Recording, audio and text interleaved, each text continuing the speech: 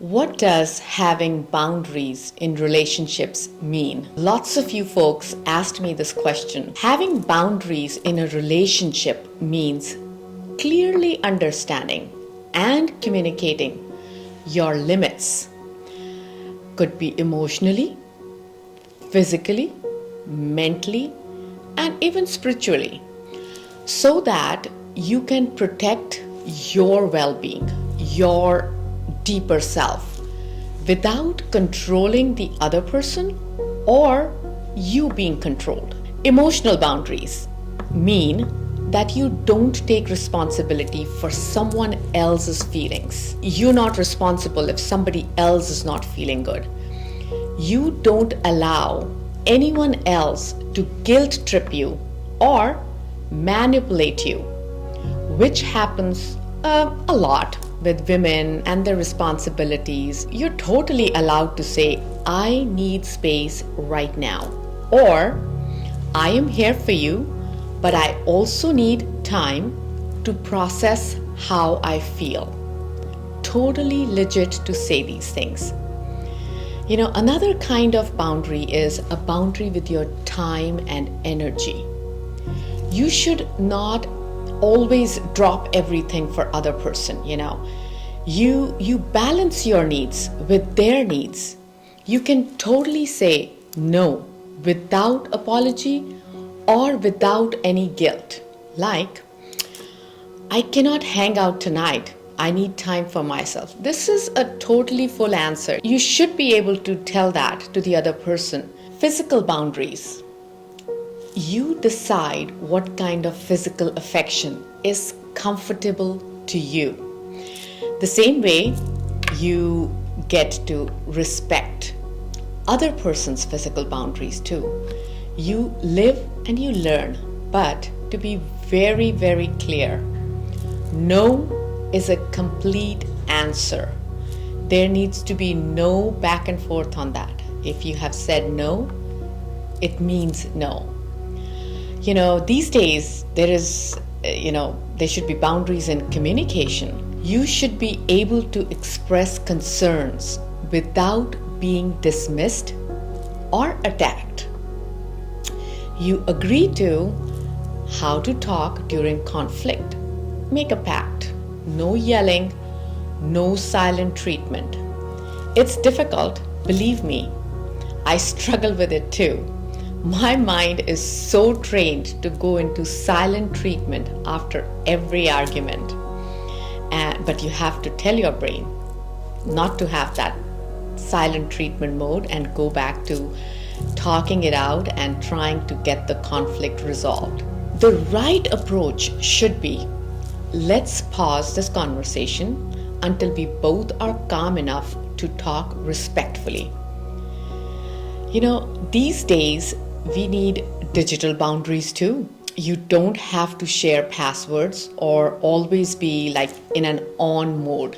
Means you don't need to respond immediately to all the emails, texts that you get, or etc., or anything on social media or on your WhatsApp groups.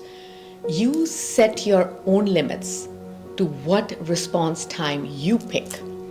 It does not mean that I did not respond immediately to a text and that I don't care. There is no correlation. You might be busy or you might be doing something else and you will return the text in due time. The big, deep truth, the core of boundaries, is not to create distance.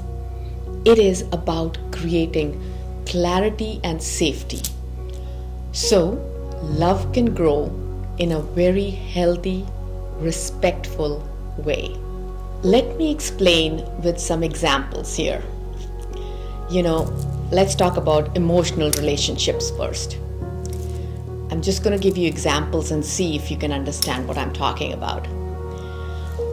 I need time to cool down before we talk, or when we are not upset, we will talk then. You're just setting a boundary right there. Another one for emotional relationships is, I don't feel comfortable being teased about that. It is a very sensitive topic for me. Just letting the other person know, please don't bring that up again. Some examples of time and independence are, I love spending time with you, but I also need regular time with my friends or my alone time. You're just explaining and telling them that, yes, it's awesome. We should be together spending time, but I need my time too. Another one is, we don't have to do everything together to be close. It's totally okay to be with someone and not trying to barge into everything in their life. Just keep some distance where you can understand each other better. Now, let's talk about some family boundary examples, which happens in most of the families. I appreciate your concern, but I make my own decisions now. You just told them, please don't interfere, politely. Another one is, please call before visiting. Especially in our cultures, people just show up.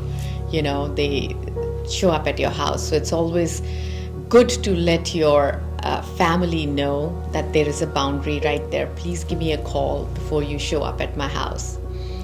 Another one is, I don't tolerate being yelled at, even if we disagree. This can even be at use at work or any other place where, sometimes people just take you for granted and they are okay to yell at you.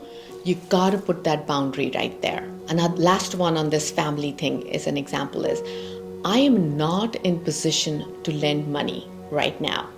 This is also a big one, especially in our cultures, immigrant cultures, where, you just get a call or a text, can I come? And it's just an ask for money, which is okay. Somebody might be needing it, but if you politely put a boundary on it, that it's not possible right now, easy to explain. Friendship boundaries, I can't always respond quickly, but I care about you.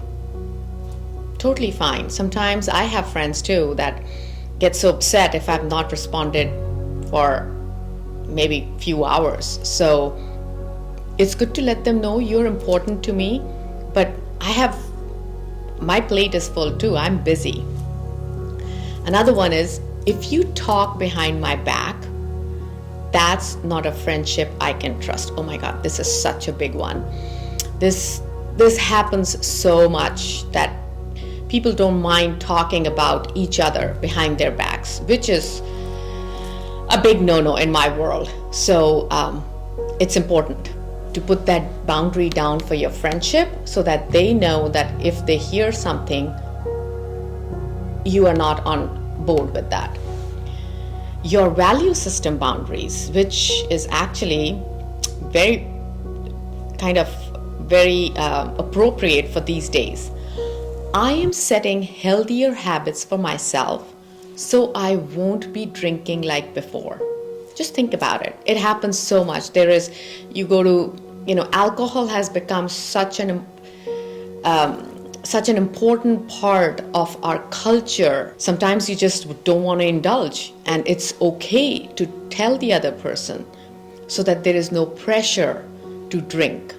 To wrap it up, all I can say is, you just have to say your boundary thoughts very calmly, not out of anger. It's not about you controlling the other person or you being controlled. You just enforce it with consistency and respect. Hope you get to use few of the above examples that we talked about and see how these things change for you. It's just an easier way of saying no. Well, hope you loved listening to this. Thank you so much.